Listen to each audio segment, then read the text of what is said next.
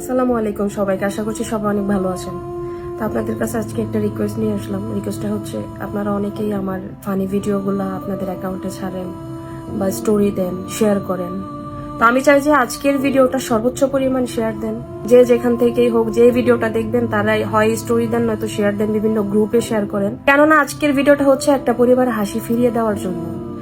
এবার আসি আসল কথায়। টাঙ্গাইল জেলা মির্জাপুর থানাতে মহারাজ হাওয়ালি থেকে একটা ছেলে হারানো গিয়েছে।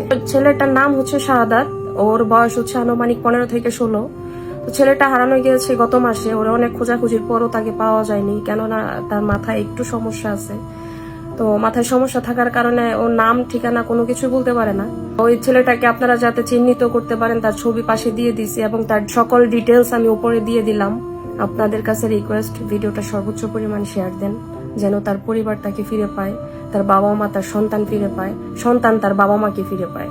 তো পরিশেষে আবার আপনাদেরকে বলতে চাই যে ছেলেটা একজন বুদ্ধি প্রতিবন্ধী ছেলে।